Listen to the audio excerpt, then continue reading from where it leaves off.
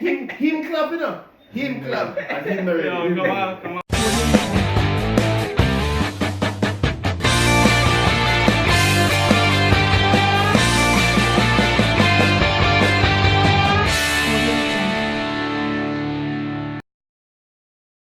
Welcome to the RealestFC, where we discuss English Premier League football from the top 6 in the league. Well, that's the top 6 from last year, or who we expect to be the top 6. I want to welcome my two panelists tonight, Richie and Rocco. They have contrasting feelings about what happened on the weekend, but we'll talk about that quite a bit. Remember to click that like button. Likes help us quite a bit. That will help us to kind of grow as a channel. Also follow us on Instagram, follow us on Twitter at the RealestFC, because we are indeed the RealestFC. Click the notification bell, so whenever we post anything, you'll see it. We're going to have fresh content coming out more and more over the time. You see the set kind of look a little bit different today. We're trying to grow the team, you understand?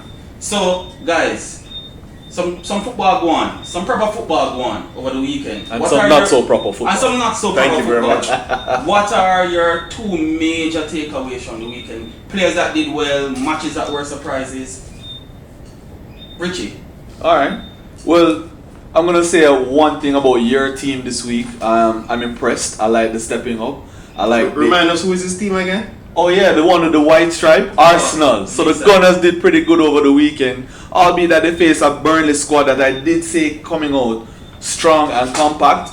They did do it. However, Arsenal did pull through in the end, and I'm impressed. I like how they played. The next thing I'm gonna say really quickly, Chelsea is lucky to get a draw out of that game at Stamford Bridge. I think Leicester outplayed them for 3/4 of the game.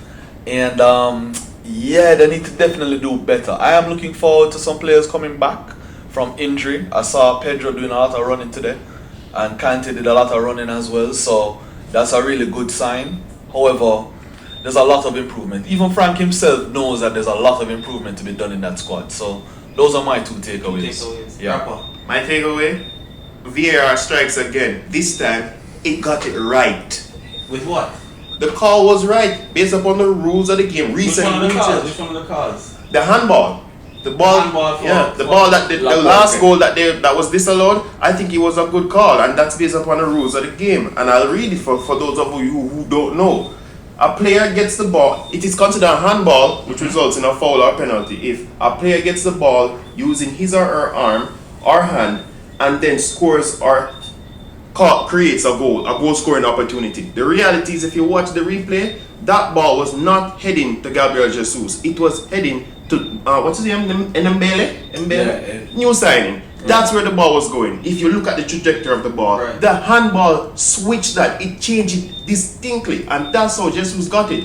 The rules of the game are simple. If you want to say the rule don't make no sense, I get that. But VAR has to make a call based upon the rule, and it was a good call. I just think people have them feelings to deal with. Well, I think VAR, the argument about VAR is a non-argument and non-issue. Is something that is going to make football better. We are the laughing stock of professional sports simply because we do not have replays. Okay. Alright, so what's your other takeaway? My other takeaway, could we move the UEFA Super Cup to a weekend match? This midweek game for a friendly that doesn't give you a position in anywhere and then ruin the beginning of your season? Move that to the weekend, man. Or at least, as we were discussing before we went on tape, cut it down to strictly 90 minutes, then penalty. Asking a team to play an extra 20 minutes, then penalties, and then have to go play over the weekend this early in the season, that's asking a bit too much. And you could see it in the Liverpool players and a bit in the Chelsea players, because they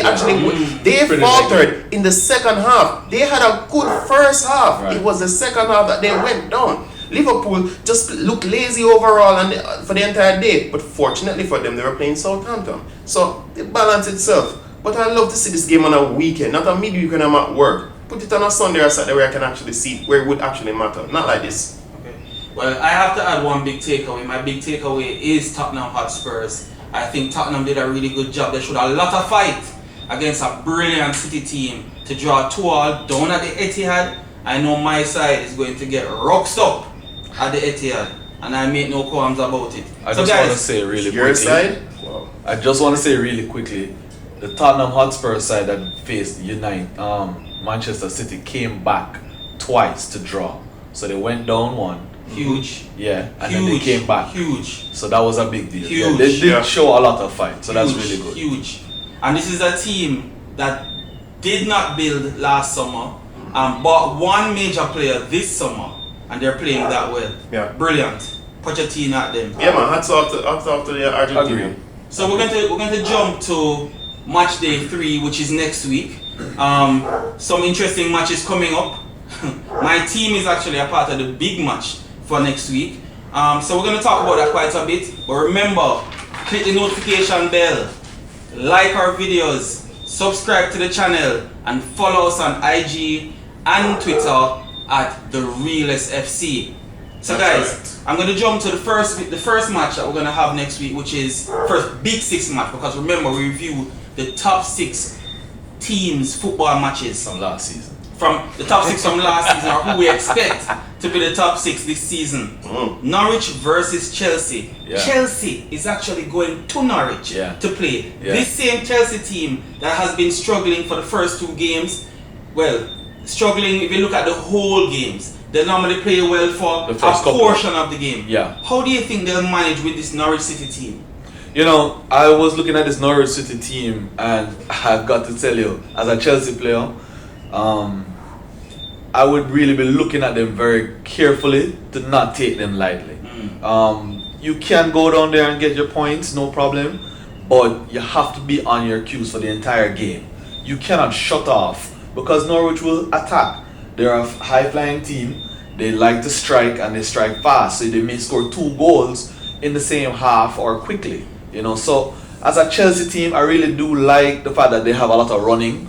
So a whole week's rest should do us some good. I'm expecting Willian to start. That should be a plus. Yeah, I do hope that Chelsea wins this game, but I have to really watch it on the edge of my seat. So Patrick, do you think we'll have any real surprises, or is it just a regular run-of-the-mill football game? To be honest, I don't know what to expect from this game. You think a game between Norwich, newly promoted, versus Chelsea, being Chelsea, Right. would be more of a how much will Chelsea win by? right. I have no idea what's going to happen in this game, given how Norwich is playing, which is fearless. Which is what Jurgen Klopp said after that first game. Yeah. So don't watch. He said the 4-1 is a bit distracting. They play fearless, and that is important for a team that's just promoted. That they don't expect anything from anybody else but themselves. They expect to just come out, run, and let the game decide itself, and that goes a long way. And then when you look at Chelsea, who has any expectations of Chelsea? Chelsea fans don't know what to expect of Chelsea. I don't know which team is going to show up, which is surprising considering it's the same team from last year. What's going to happen? You don't add anybody, you don't really, you lose Hazard, but that was always going to happen. You bring in Pulisic, you know that from January, and you lose David Luiz. This team to me didn't change that much to the point where nobody knows what anybody is going to do. And I think it creates One second, losing Hazard, the team didn't change much. I think everybody knew Eden Hazard was a leaving. Even Catboy realized. No, this is Lampard, you know. So this is Frank Lampard today, Last week guys. we had Ole. Last week we had Ole. This is Frank Lampard. This week. Unfortunately, he's red, or I don't know what color that is, but this is Frank today. He's wearing a silver helmet for all the bullets that may be flying at his. Yeah, at his I head. don't know what to expect from Chelsea, but this team knew what was going to happen, knew what the team was going to look like from as early as January, if you ask me. They knew what the ban was going to happen, they knew they were going to lose Hazard, they knew they were going to get Pulisic. And I'm looking at this team right now, and I don't know what's going to happen against Norwich. Against Norwich? You're supposed to have an idea. I don't have a clue. Well, let's see if the next match, which is Manchester United against Crystal Palace, is something that will spring absolutely no surprises. So, Rapper, there can be no surprises with Crystal Palace playing as horribly as they're playing, going down to Old Trafford. That is a rooks up now. No, if Man United does anything less than batter Crystal Palace, I'd be shocked. It would be a disappointment. They would be disappointed in themselves. They're playing great football. Crystal Palace is not playing great football, and they're on the cusp of losing their best player. I don't know if they still are. I'm not sure if that transfer can go through again. But No. Zaha wanted to leave. And it's a difficult thing motivating a player who's made it very clear for 2 or 3 months he wants to leave. Right. So I don't expect much from Crystal Palace, and I expect Manu to do what Manu is supposed to do and beat them silly. Richie? Yeah, that being said, Crystal Palace is able to pull out the 1 or 2 surprises, and I do know that they still have talent in the squad. They have a hard fighting squad. So to say that Man United is just going to rub them out, I wouldn't say that. I would say if the management down at Crystal Palace can get Wilfred Zaha's mind, his brain back into the game, and get the side playing the way that Crystal Palace has been used to be playing, then they can pull out a result. Under Roy Hodgson. Yeah, I mean, it's going to be an uphill battle all day when you go down to Old Trafford as a side like Crystal Palace. But let me be the devil's advocate and say that Man United is not going to be able to keep up the same momentum going right through. They may fall apart. So, if that happens, yeah, man, already they're not all together. They had a good result, albeit it was versus my squad. But let's just see what happens for it. It's still early. I don't think Crystal Palace is going to be the game that they start sliding. That's what I just think Crystal Palace will be. Albeit I respect Roy Hodgson as a defensive coach. Long time. He can make a small team look big. But this high-flying Man United squad, I don't see them dropping points here. Well, before we move on to the next game, I just want to add to this argument that tomorrow's match, which is actually still a part of match day 2, is Manchester United versus Wolves, and the result from tomorrow might actually have implications on what Man U does next week. Right. So, we will discuss what implications that will have for Ole's career if he loses the next 2 games. But we will look out for that one, and we'll also review that game in the midweek. The humdinger for the weekend: Liverpool versus Arsenal. Now, even as an Arsenal fan, I really expect no surprises, but I've been surprised by Ceballos. Is that it? Danny Ceballos. 2 L sound like a white. Yes. Danny Ceballos. And I think he is a classy player. He gives us more than Ozil, but I still think we don't have enough to go to Anfield. I don't even know the name of the stadium. Go to Anfield and get a result and even get a point. But what do you guys think? I'll leave Rapper for last. Oh, Rapper for last. Alright, so me first. Yes. Alright, no problem. Arsenal don't stand a chance right now. I'm hoping though that we'll see a high scoring game. But that looks like a 5-4. 5-4. Yeah, man, that would really sweep me up in a Saturday morning. That would be fine for the neutrals. For the neutrals. For us who are invested in this, no, we don't want to I want to see a Liverpool. I want love me that buy a one love, right?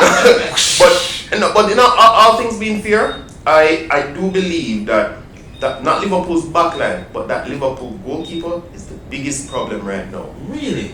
Did you see that game? He literally assisted Danny Ings that goal. The one goal. He assisted it. He's not very sharp, and I understand why Liverpool plucked him from a team. He wasn't signed to a team. He was simply training with a 6th division team in Spain. I get it now. He's not that good. He's not as sharp. But as far as Liverpool is concerned, this 1 week is gonna do wonders. Our players are gonna get the rest that they deserve.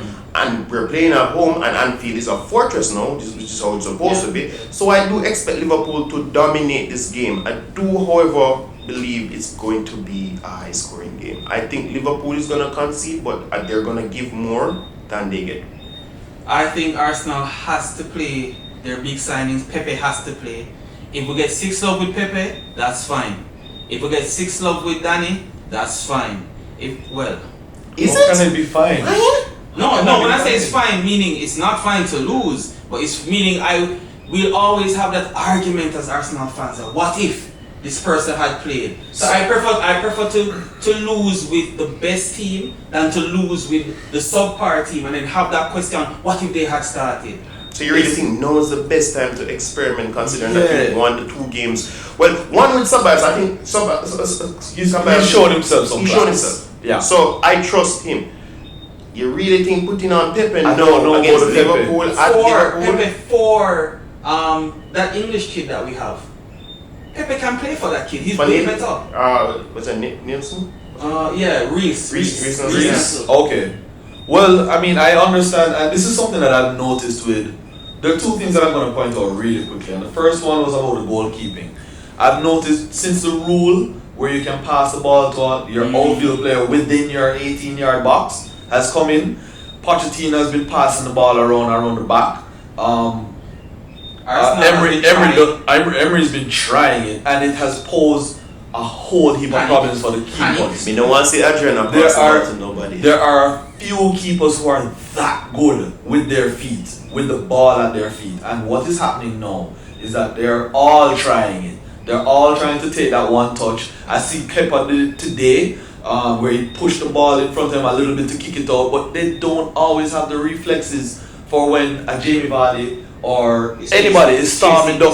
And Danny Ings is not the fastest. And Pedro, we remember there was a point in the Chelsea game where Pedro would chase the ball all the way back to the defender, back to the keeper. Yeah. I don't want my goalkeeper to take 3 touches. Taking 3 touches out of your life. Just get kick to it. the ball. Well, now we're going to move on to the team that is the kings of keeping the ball, and the kings of the keeper keeping the ball, and that's Man City. Now, Man City is going to go to Bournemouth on Sunday. Do we expect anything special? Do we expect anything different? Do we expect a banana skin, or do we expect it to be a rub out? Big rubber. Big rub out. Big, you know them big white rubber there? Where you look back in the ice. In fact, one of them rubber there, they have the rough side to it, where clear up everything. Yeah, man, that kind of rubbing. Oh my God, the rubber will rub out the paper. The rubber, the paper, how the paper disappear. Yo, how that do Bournemouth? No, respect Bournemouth as a side, but People, Bournemouth is not a paper side. Okay? Manchester City has shown their vulnerabilities. If anybody is paying attention, they will go and attack them too. If you're gonna lose by scoring 2 or 3 goals and allow VAR to go. Sorry, too soon. Anyway, I'm just saying, when you're facing Man City, and this is the point I wanted to make before about Liverpool versus Arsenal match. Not to backtrack too far, not 6 love. If you're Arsenal, you have to go out there gunning. So if Liverpool to win, if Arsenal goes to Liverpool to draw. They're gonna lose. They have to go there thinking, listen guys, we need to score 4 goals to beat this team. We have to score 4. You may not score the 4, but don't think about 6 love. Let's face our. Emery does this way, and I've noticed it since last year. He doesn't start Aubameyang and Lacazette in these games. So now that he has Pepe, he may start Aubameyang and Lacazette, but not start Pepe. He may bring on Pepe later to change the dynamics. I've noticed the style of play. I'm accepting it because I'm not a fan.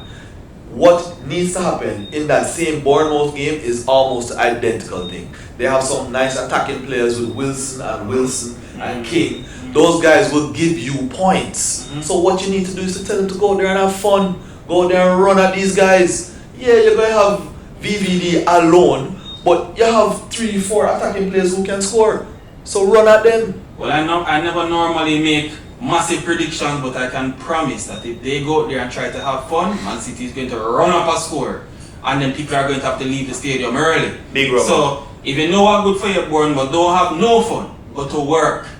All right. So the next match, which is also another problem team, down by White Hart Lane, they're going to play against Newcastle. A Newcastle team that is being coached by an English coach. And no offense to British coaches, but you normally stand no chance. Rude! Top 6 teams. So, wow. Tottenham versus we're talking about EPL. And English coaches. It's true. How many?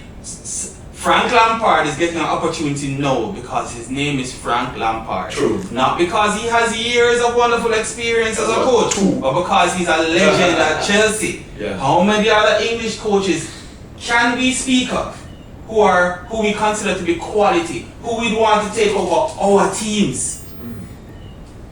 We might give. Where are your crickets, man? You might give Brendan Rodgers a chance. Yeah, I think Brendan Rodgers got his chance though. You might give Brendan Rodgers a chance in my team. Yeah.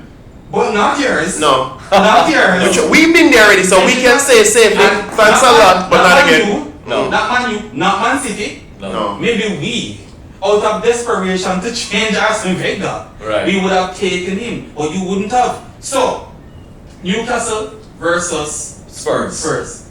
I said this is going to be another big rubber situation because I honestly believe Newcastle is going to get relegated this year. Yeah. I don't see that team surviving this. I see most of the recently promoted teams playing better than them. I see a team that is disjointed, spent a bag of money on a striker who wasn't really scoring even before he got there, and he's not scoring. No, I don't see much creativity coming out of that side. So if the team is going to be relegated and they're coming up against a team that managed to pull off a 1 point against And is looking to win the and title. looking to win the title, big rubber. Yeah, man. Alright. Big rubber.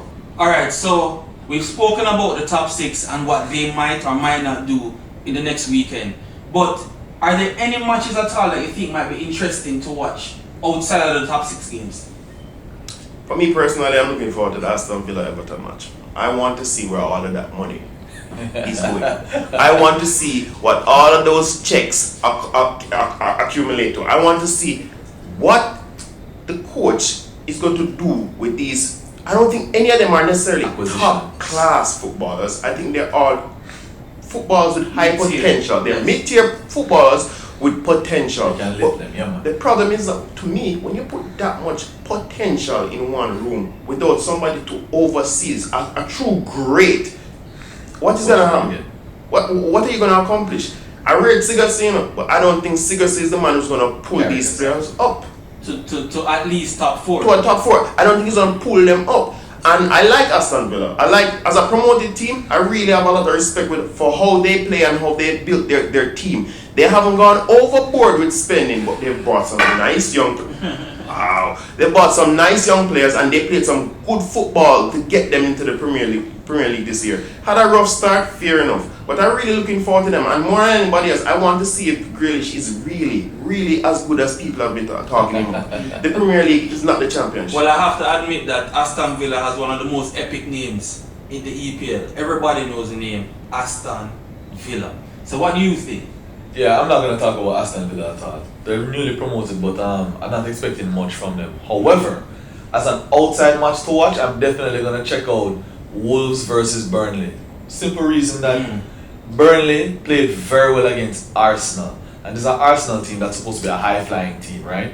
Burnley did not back down. They came down with their game plan. And Wolves, to me, is not as good as an Arsenal team. So, I mean, which way is that match going to go? Is Wolves going to dominate it, or is Burnley going to come in with that solid game plan and keep them back? So, yeah, man, I'm definitely going to watch. I hope it won't be boring. I hope they both come out and play some good football. But, yeah, man, Wolves versus Burnley for me. I respect that pick. And I like the part about it not being a boring match, because I think both teams are, I wouldn't say evenly matched. And if they size each other up, they'll both be looking to say, you know, I can get 3 points off of them. I can take 3 points off of them. Let's see what can I like when teams go for it. Go for it. So thanks again for joining us here on the RealestFC. It was awesome talking to you. And we're going to invite you to come back. But before you leave us right now, you're going to click that like button for us. Even click the dislike button too, you know. But I'd prefer click the thumbs up button. Also click the notification bell and follow us on social media on Instagram or Twitter at the RealestFC. See you next time.